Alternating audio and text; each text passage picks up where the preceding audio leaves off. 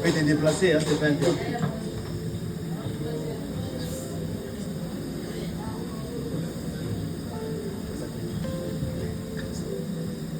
Amen. Amen. Je suis très heureux d'être encore parmi vous cet après-midi, je vais dire. Nous allons incliner nos têtes, nous allons prier et nous allons entrer dans la parole. Bien-aimé, c'est le premier dimanche de l'année où tu te retrouves en ces lieux. J'aimerais que tu sois vraiment là pour que tu sois connecté à nous pour recevoir la parole que le Seigneur voudrait te donner encore cet après-midi. Éternel Dieu, je te bénis encore pour cet après-midi, Seigneur. Merci pour ta grâce. Merci pour ce que tu fais encore dans nos vies, oh Dieu. Nous bénissons ton nom, Seigneur. Nous t'exaltons, Père éternel. Merci, tu nous as accordé cette grâce d'être dans ta présence pour recevoir ta parole qui nous fera du bien. Seigneur, laisse que tu prennes encore possession de ce moment. Tu puisses parler à ton peuple. Oh Dieu, au nom de Jésus, que je t'ai pris.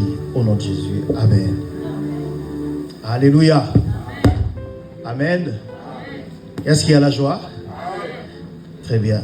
Quand le pasteur Obed m'a appelé pour vous apporter la parole aujourd'hui, j'étais très content d'être là. Et j'aimerais que tu sois connecté à moi, que tu me suives, que tu comprennes un peu que c'est Dieu veut te parler cet après-midi. Aujourd'hui, je vais parler de deux églises en même temps. Donc, comprenez-moi, c'est comme si je parlais à deux personnes en même temps. C'est que je commencerai par l'un et on continuera avec l'autre, si on a le temps, bien sûr. Pasteur Obed, on doit finir à quelle heure normalement?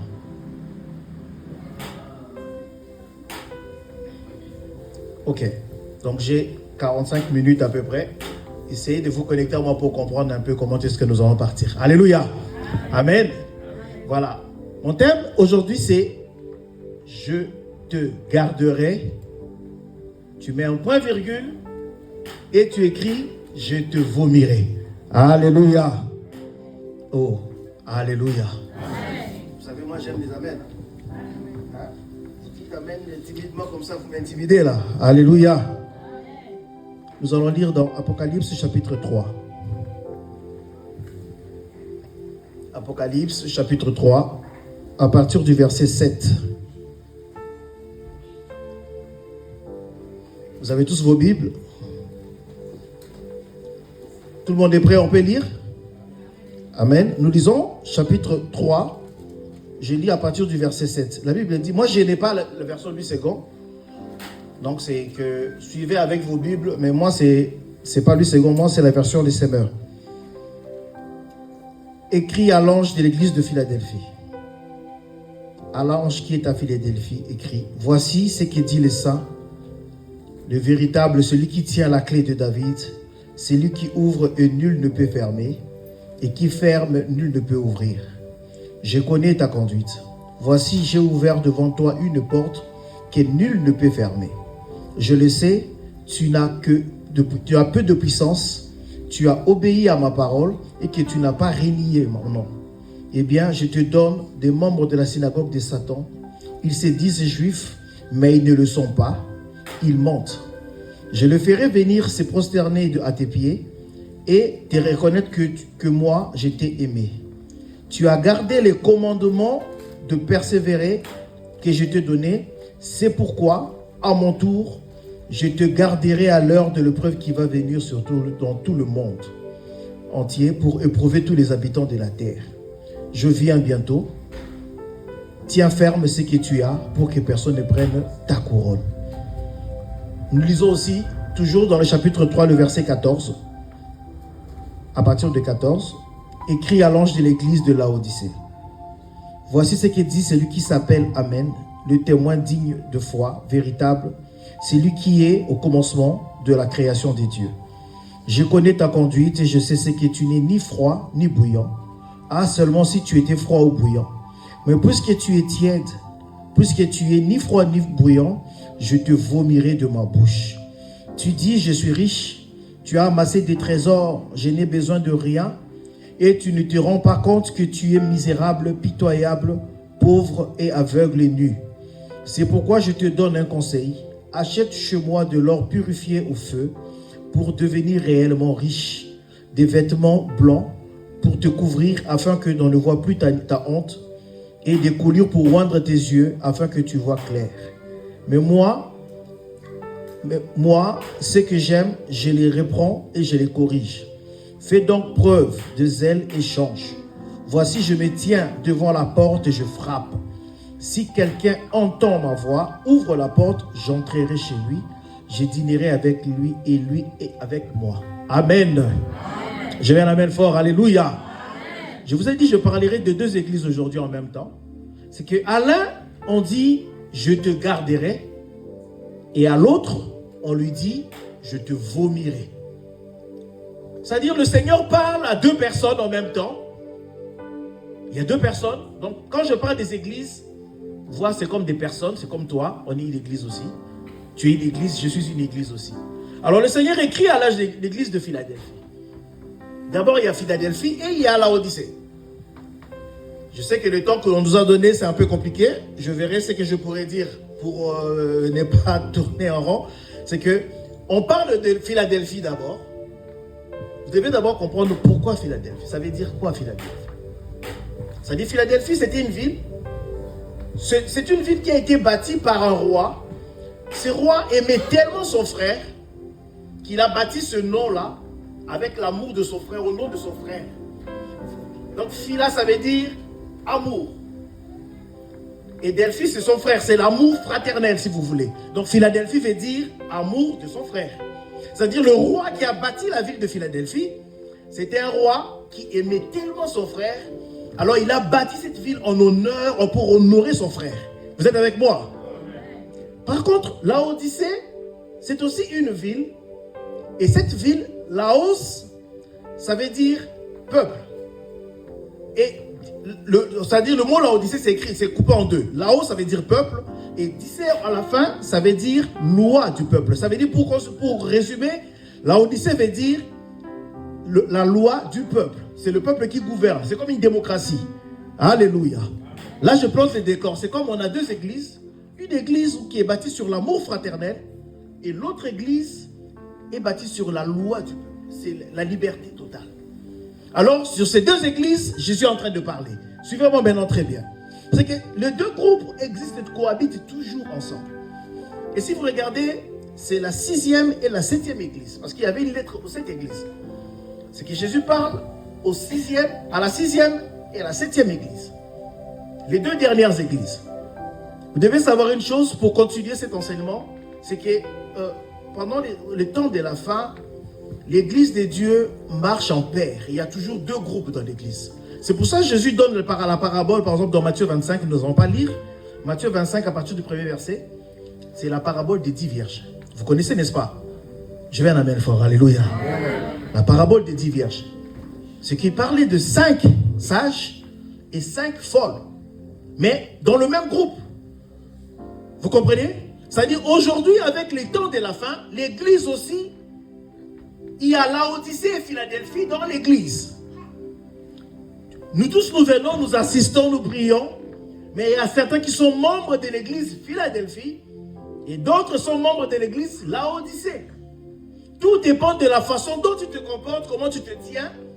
C'est à ce moment-là que Dieu peut déterminer si tu es à gauche ou à droite. Vous êtes avec moi? Je vais à la main fort. Alléluia. On peut continuer. Voilà. Donc, vous comprenez très bien, nous parlons avec deux personnes. Philadelphie et Laodicée. Ça tombe bien, voilà. Il y a deux groupes. Ça, c'est le groupe Philadelphie et Laodicée. Et le Seigneur est en train de parler à chaque groupe. C'est qu'ils sont dans la même église, mais ce ne sont pas les mêmes personnes. Vous comprenez? C'est-à-dire qu'il ne faut pas séparer les églises, dire Laodicée d'abord, Philadelphie. En fait, au temps de la fin, il y aura toujours les deux esprits qui vont marcher ensemble. Jésus donne des paraboles. Les paraboles, c'est quoi? Il donne des exemples. Il a parlé des 10 vierges. Après, il parlera du blé et des livrets. Vous vous souvenez ou pas? Ça veut dire, on a planté le blé et on a planté l'ivraie. Dans le même champ. C'est qu'on se retrouve avec toujours deux catégories de personnes. Le blé et l'ivraie. Si vous regardez, le blé et l'ivraie, c'est les mêmes plantes. Et ces deux plantes ont la même taille. Si vous regardez les feuilles, ça se ressemble très bien. Il y a seulement une seule différence entre le blé et l'ivraie. c'est le fruit. Le blé donne du blé, et l'ivraie, c'est l'ivraie. C'est la raison pour laquelle, quand les disciples ont dit à Jésus, mais on peut aller déraciner l'ivraie. Jésus dit non. Il faut les laisser croître ensemble. Parce qu'en déracinant l'ivraie, on peut déraciner aussi les blés. Parce que c'était tellement semblable. Vous comprenez? C'est qu'ils cohabitent ensemble. L'église de Dieu, vous devez comprendre qu'au temps de la fin, les deux esprits marcheront ensemble. Vous comprenez? Philadelphie et Laodicée sont toujours ensemble. Ils marchent toujours ensemble. C'est-à-dire, dans l'assemblée de Dieu, vous trouverez toujours ceux qui appartiennent à Philadelphie et ceux-là qui appartiennent aussi à Laodicée. Mais regardez à Philadelphie, Dieu qui dit à Philadelphie, il dit une chose. Je connais tes œuvres. Je sais que tu as peu de puissance, mais tu as été fidèle à ma parole. Tu ne m'as pas renié. Vous comprenez ça? Philadelphie, c'est une église qui est partie dans l'amour. Et Dieu lui dit que tu as peu de puissance, mais tu as été fidèle à la parole. Alors, puisque tu as été fidèle à la parole, alors moi, je te garderai tant à l'heure de l'épreuve qui viendra sur toute la terre. Dans d'autres versions, ils disent que je te garderai quand le malheur viendra sur toute la terre. Vous savez quand est-ce que le malheur viendra sur la terre? À la grande tribulation. Alléluia. Je vais amène fort. Alléluia. C'est que quand l'Antichrist se levera pour établir son gouvernement mondial, c'est à ce moment-là que le malheur arrivera sur la terre. Alors Jésus promet à l'église de Philadelphie pour lui dire, tu n'as pas beaucoup de puissance, mais tu es fidèle. Puisque tu es fidèle, alors toi, je te garderai. Ça veut dire, Jésus voulait dire quoi? Ça veut dire quand le malheur viendra sur la terre, toi tu ne seras pas là. Est-ce que vous comprenez le langage de la Bible? Non, mais vous ne dites pas Amen bien. Alléluia. Amen. Ce que Jésus lui dit, c'est que quand le malheur viendra sur la terre, toi, je te garderai. Parce que tu as été fidèle. Tu n'as pas renié mon nom. Vous savez, renier, c'est Pierre qui a renié Jésus. Vous vous souvenez de l'histoire? Jésus lui dit quoi? Toi, tu vas me renier, mais avant que le coq ne chante. Alors Pierre, il était là, il regardait comment est-ce qu'on avait arrêté Jésus. Il y a quelqu'un qui a reconnu Pierre dans la foule. Il dit, mais toi, tu étais avec Jésus. Alors Pierre dit, non, je ne connais pas cet homme. 3 fois de suite, Pierre a renié Jésus. Vous comprenez? Il y a une femme qui le voit, elle dit, non, toi, tu étais avec Jésus. Pierre dit, non, je ne le connais pas. Quelqu'un d'autre là reconnaît encore. Pierre est parti. Alors Jésus là, lancé un regard, il a regardé, il a vu. Tu as vu, je t'avais dit que tu allais me renier. Vous savez, Pierre a renié Jésus. Mais ce qui est formidable dans l'histoire, c'est que Pierre, en régnant Jésus, il ne pouvait plus travailler pour Jésus. Est-ce que vous me suivez? Il a dit qu'il ne les connaissait pas. On a crucifié Jésus. Mais Jésus avait confié une mission à Pierre que Pierre devait travailler. Pour lui, pour le royaume. Mais Jésus est arrêté, crucifié, mis au tombeau. Mais il avait laissé un travail à Pierre, mais Pierre ne pouvait plus faire le travail. Pourquoi? Parce que Pierre a dit qu'il ne connaissait pas Jésus.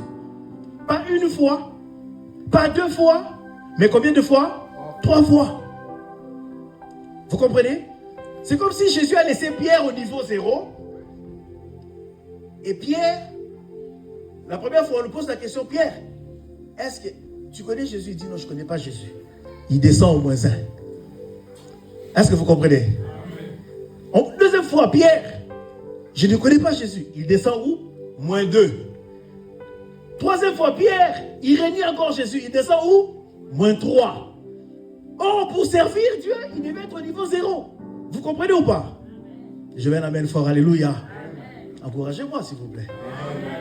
Amen. Donc, Pierre se retrouve au -3. Vous savez, quand on rentre dans des parkings souterrains avec la voiture, tu te retrouves vraiment au fin fond, même le téléphone ne capte plus. Il n'y a plus de réseau. Donc, Pierre avait une mission à faire au rez-de-chaussée. Il se retrouve au -3. Mais Jésus lui a donné un travail à faire. Mais Pierre a renié Jésus. Mais regardez ce que Jésus fait. Jésus, il rentre au tombeau. Il meurt. Il ressuscite. Avant de retourner au ciel, Jésus revient vers Pierre. Il pose la question à Pierre. Pierre, m'aimes-tu? Pierre, qu'est-ce qu'il dit? Seigneur, tu sais que je t'aime. Il était au -3. Il remonte au -2. Jésus pose encore la question. Pierre, m'aimes-tu? Pierre dit, Seigneur, tu sais que je t'aime. Il était au -2. Il remonte encore au -1. Jésus pose encore la question. Pierre, m'aimes-tu? Il repose encore la même question, vous avez vu? Pierre dit, Seigneur, tu sais toutes choses que je t'aime, Seigneur. Il revient au niveau 0. Donc quoi? Pierre avait renié 3 fois.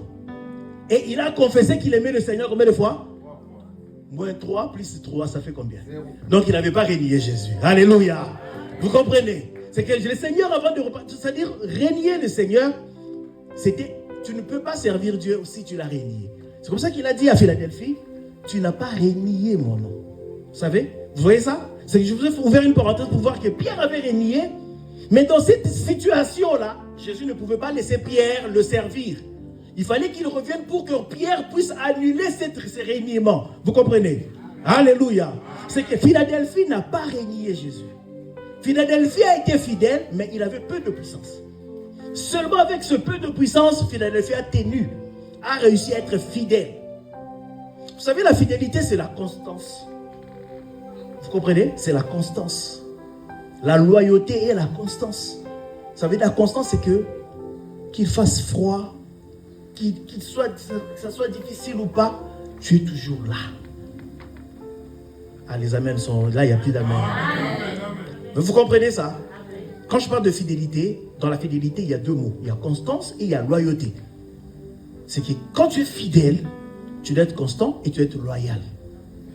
La loyauté t'interdit des choses à faire quand tu es loyal.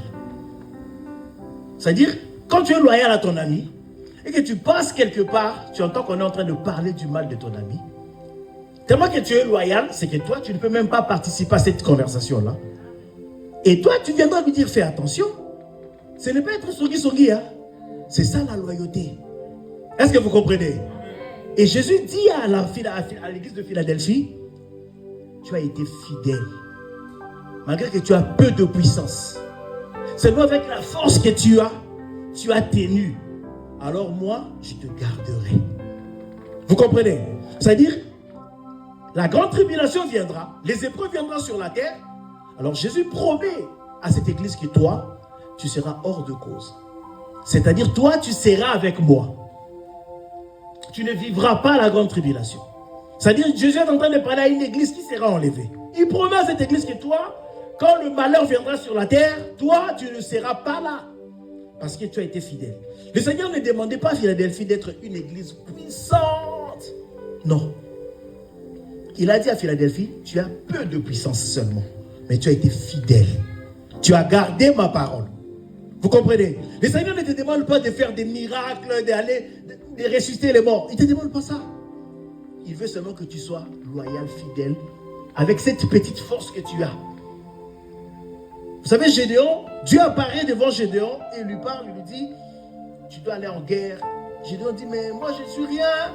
Je n'ai pas assez de force. Le Seigneur lui dit, va avec la force que tu as. Alléluia. L'église de Dieu, je vais vous dire seulement, vous devez continuer à servir Dieu seulement avec la petite force que vous avez. Amen. Avec le petit zèle que tu as, sois fidèle. Sers le Seigneur. Sois loyal. Il te promet que quand le malheur viendra sur la terre, toi tu ne seras pas là. Alléluia. Alléluia. Il te promet de te mettre à l'abri quand le malheur viendra. Ce qui est sûr, le malheur viendra. Je ne suis pas encore... En fait, aujourd'hui, je ne parlerai pas trop des prophéties bibliques pour ne pas trop compliquer la sauce. Hein? Je vais faire un bouillon tranquille. On met les épices comme d'habitude. Alléluia. Mais vous devez comprendre une chose. Tout ce qui est en train de se passer dans le monde, regardez, suivez les informations. Vous verrez que le monde est en train de basculer. Tout doucement. Tout doucement. Et le décor est en train d'être planté pour qu'un jour il y ait un gouvernement mondial pour gérer le monde. La France que nous avons connue peut-être quand nous sommes arrivés, ce n'est pas la même France aujourd'hui. Vous vous rendez compte que la France est en train de s'affaiblir? Vous voyez ça? Tous les pays sont en crise. Vous regardez les informations. Aujourd'hui, c'est François Bayrou, c'est le 4e ou 5e Premier ministre de... Vous vous rendez compte? Je n'ai jamais vu ça. Est-ce que vous voyez les choses que moi je vois? Israël, ils ont déstabilisé la Syrie. Bachar al-Assad, il est parti en exil en Russie. Et le monsieur qui a remplacé, c'est des rebelles, ils ont dit. Mais apparemment, c'est un juif du Mossad et tout ça. C'est des histoires compliquées. C'est que vous voyez que le monde ne va pas bien. C'est-à-dire, tout est en train de se préparer pour que un monsieur vienne un jour pour diriger le monde qu'on appellera l'Antichrist. Mais la Bible dit que il y a une seule chose qui le retient. C'est la présence de l'Église. Alléluia. Il ne paraîtra qu'en son temps. Mais pour qu'il puisse paraître, il faut que l'Église ne soit plus là. Alors l'Église de Philadelphie, le Seigneur promet à l'Église que tu n'as pas beaucoup de puissance, je suis d'accord. Mais comme tu as été fidèle, tu as gardé ma parole, tu n'as pas renié mon nom, alors moi, je te garderai. Alléluia. Ça, c'est la première partie de mon message. Je te garderai. Toi, tu seras hors de cause. Parce que tu as maîtrisé les choses, tu as bien fait les choses. Mais à Laodicée, c'est grave. Laodicée, le Seigneur lui dit, je connais tes œuvres. Tu dis que tu es riche. Mais quand je te regarde, tu es pauvre, aveugle et nu. Vous vous rendez compte? Laodicée qui dit qu'il est riche. C'est la seule église qui parle de richesse. En plus, vous savez, dans l'histoire, la ville de Laodicée, comme on a écrit, c'est une ville qui a été créée par un roi pour honorer sa femme. Et cette ville était prospère pour les commerces. C'était une ville prospère à l'époque. C'est-à-dire quand Dieu choisit, il sait pourquoi il choisit. C'est-à-dire que c'était une ville riche, il y avait l'argent qui circulait. Je vous ai dit que tu es riche, mais quand je te regarde, tu es pauvre, aveugle et nu. Mais regardez dans Philadelphie, Jésus qui lui dit, voici j'ai mis une porte ouverte devant toi.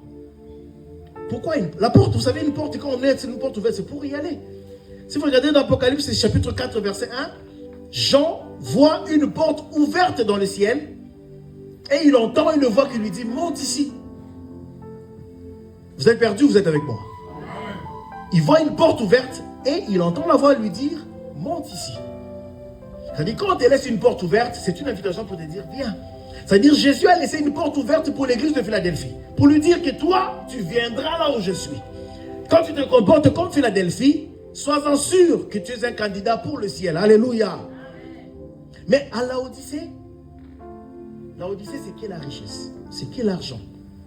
Et aujourd'hui, bien aimé, moi, pasteur Robert peut le dire. Nous, quand on s'est convertis il y a plus de 30 ans déjà, à l'église, à l'époque, c'était même pas quoi des églises, c'était des groupes de prière. Et à l'époque, on ne prêchait pas des histoires d'argent et tout ça. Ça n'existait pas. À l'époque, on nous prêchait, craignez Dieu, nous irons au ciel. Mais aujourd'hui, l'église d'aujourd'hui, c'est le matériel d'abord. On veut vraiment avoir l'argent. C'est pas mauvais, parce qu'on a besoin d'argent. Regardez, on a un problème de chauffage ici. On a besoin d'argent. Trouver une bonne salle pour travailler, c'est bien. Mais il ne faut pas que ça soit la première, la priorité des priorités. Non, non, non, non, non. La Bible dit chercher premièrement le royaume. Premièrement le royaume des cieux. Et la justice. Et le reste viendra après. Mais aujourd'hui, l'église cherche plutôt, regardez, c'est lui qui va amener l'offrande, qui va donner 3 000, qui va donner 5 000, je vais prier pour lui. Aujourd'hui, c'est ça, c'est qui est à la mode. Vous comprenez? Mais ce n'est pas ça, c'est pas ça le travail qu'on nous a demandé de faire. À la Odyssée, c'est la concentration sur la richesse, sur la prospérité, sur le matériel. Les m'as-tu vu? Il faudra que les gens voient que notre église est la meilleure église de Paris. Il faut qu'on voit que nous, à Villeneuve-Saint-Georges, c'est nous les meilleurs. Écoutez, c'est pas ça. Dieu ne vous a pas appelé pour ça. On vous a demandé d'être fidèles et loyal. Alléluia. Vous verrez que les églises maintenant fonctionnent en concurrence avec les autres. Il faut que nous soyons meilleurs que eux. Vous voyez même qu'avant nous, il y avait une église qui était ici. Peut-être après nous, il y aura quelqu'un d'autre, je ne sais pas. Mais vous verrez que si ceux-là qui sont avant vous débordent de 3-4 minutes, les autres se fâchent. Vous vous rendez compte? Ils se fâchent. Ah non, on n'est pas en concurrence. Alléluia. Je vais la main fort. Alléluia. Vous comprenez? Ça veut dire qu'il y a une opposition entre deux frères, entre deux sœurs, c'est-à-dire deux peuples dans un même groupe. Nous marchons ensemble. Retiens bien ça. Laodicée et Philadelphie, c'est des sœurs qui marchent ensemble. C'est comme l'exemple que je t'ai donné dans Matthieu 25, les 5 vierges sages et les 5 vierges folles dans le même groupe. Alléluia. Amen. Tu retiendras ce message que ceux-là qui ne sont pas là, si jamais tu dois parler du message du dimanche passé, tu leur diras que dans l'église de Dieu, l'église universelle, nous marchons 2 groupes ensemble. Vous comprenez? 2 groupes ensemble. Mais tu dois savoir, tu es dans quelle équipe. Ce n'est pas le fait de venir.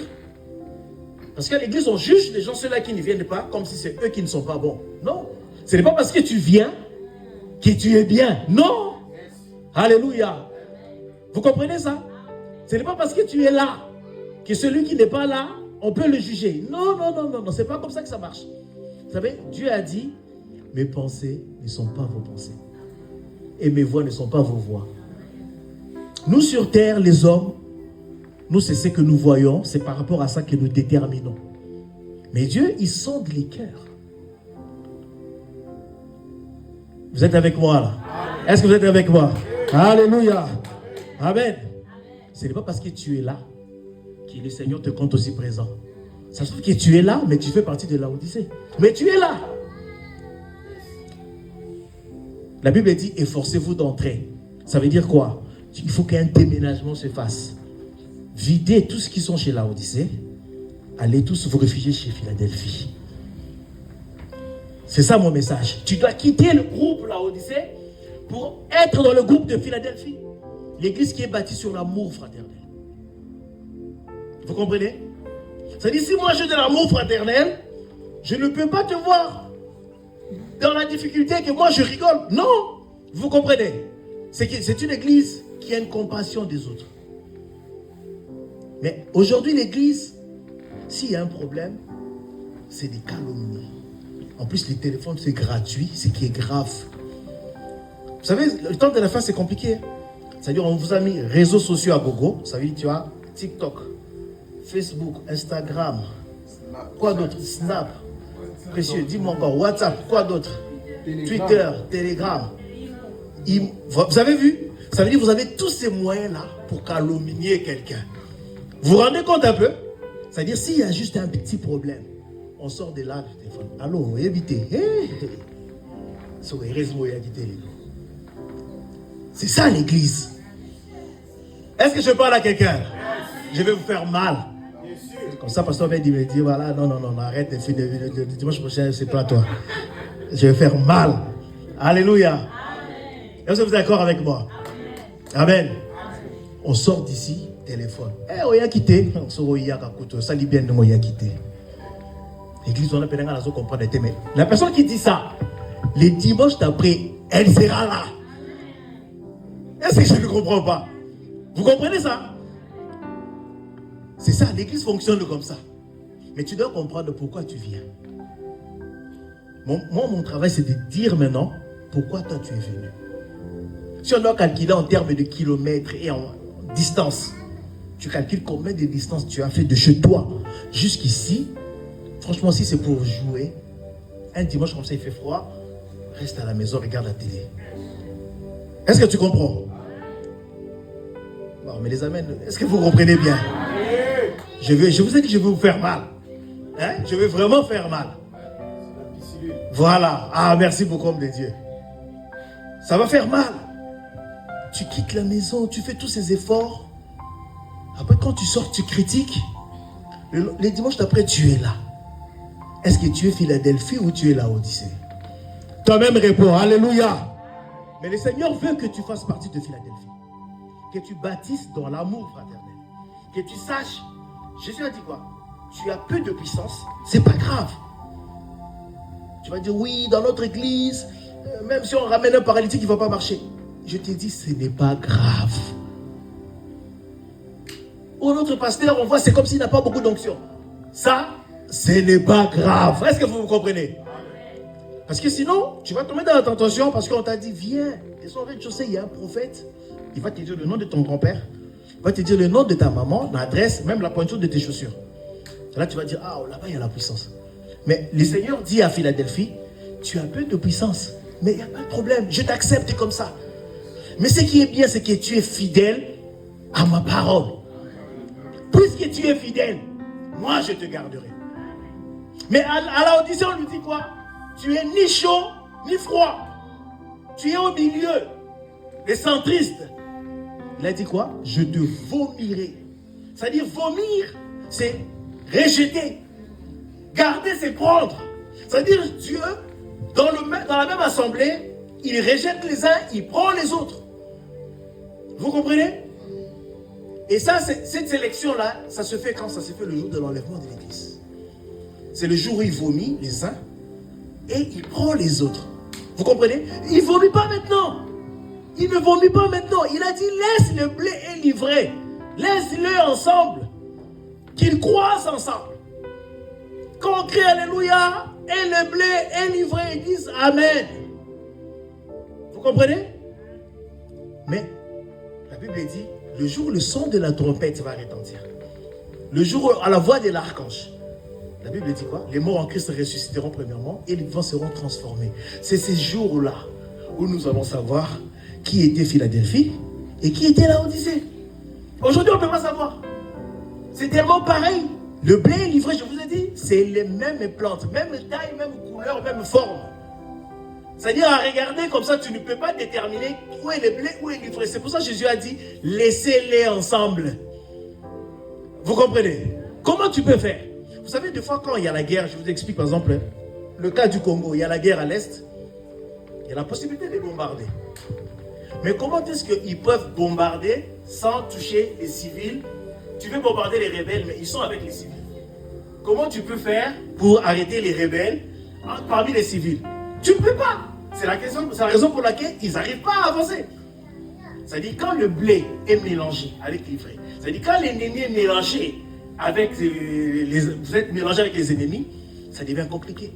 C'est pour ça que Jésus a dit, c'est pas un problème, on va grandir ensemble. Mais le jour où la trompette va sonner, alors Jésus va attirer ceux qui sont à lui. C'est ces jours-là que nous allons savoir. Vous comprenez? C'est ces jours-là. Mais moi aujourd'hui, je vais te dire seulement, il y a un déménagement à faire. Si on peut transformer nos églises en Philadelphie. Alléluia. Si on peut transformer nos églises en Philadelphie. Parce que Jésus nous promet qu'il va vomir la Odyssée. Il va nous vomir. Si nous continuons, il nous vomira. Mais regardez, Philadelphie n'avait pas de puissance, c'est vrai. Mais il a gardé la parole. Garder la parole, c'est quoi? Il y a beaucoup de choses dans garder la parole. C'est une église qui est bâtie dans l'amour fraternel et qui a gardé la parole. C'est-à-dire, si tu gardes la parole, tu te diras, oui, je vais évangéliser. Tu auras la compassion des autres. Tu ne laisseras pas seulement le travail à ton pasteur. Vous comprenez ça? Tu te diras que l'œuvre de Dieu te concerne aussi. Je vais à la belle fort, alléluia. Alléluia. Je te garderai. Ah, j'aime bien ça. Je te garderai. Vomir là, il faut éviter ça. Vous comprenez? Si le Seigneur te promet qu'il va te vomir, ah, ça va être compliqué. Mais vous avez vu l'exemple de Pierre que je vous ai donné? C'est que Pierre est descendu au fin fond. Mais Jésus, par son amour, avant de retourner au ciel, il va suivre Pierre pour le remettre sur le droit chemin avant de partir. Et depuis les débuts, vous savez, Dieu a toujours été bon envers l'homme. Vous comprenez? Si vous regardez, ça c'est pas mon message, mais peut-être un jour on en parlera. J'allais comparer Satan et l'homme. Suivez-moi bien, ça c'est un autre message, on verra ça peut-être un jour. Satan était Lucifer, que Dieu a créé avec des pierres précieuses, magnifiques, être des lumières, vous avez toutes les louanges sur lui. L'homme, créé par la poussière de la terre, mais ils avaient le même travail à faire. Satan, la Bible dit quoi? Vous allez lire ça dans Ésaïe 14. La Bible dit que Satan était à Éden, les jardins de Dieu.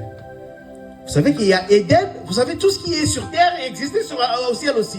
C'est-à-dire, il y a un Éden aussi au ciel. Satan était à Éden, les jardins de Dieu. L'homme était à Éden, sur la terre. Les deux, ils étaient là pour garder, pour gérer ça. Mais Satan a cherché à prendre la place des dieux. Il voulait élever son trône sur le trône des dieux. Dieu l'a chassé, plus moyen de retour. On l'a chassé pour toujours. Mais regardez quand le serpent a dit à la femme, si vous mangez les fruits, vous deviendrez comme Dieu. Alors la femme mange. C'est que la femme aussi voulait devenir comme Dieu. Est-ce que vous me suivez ou pas? C'est toujours ce même péché de l'orgueil, de la convoitise. Satan voulait devenir comme Dieu. On le chasse d'Éden. L'homme aussi mange le fruit parce qu'il voulait devenir comme Dieu. Dieu le chasse aussi d'Éden. Il met des archanges pour lui interdire l'accès. Mais regardez ce qui se passe avec l'homme. Satan, on le chasse et il n'y a plus possibilité de retour. Mais regarde l'homme, Dieu chasse l'homme d'Éden et puis Dieu sort d'Éden pour suivre l'homme, pour le rattraper, pour le ramener encore à Éden. Alléluia. Et c'est ça la raison pour laquelle le diable ne peut pas aimer l'homme.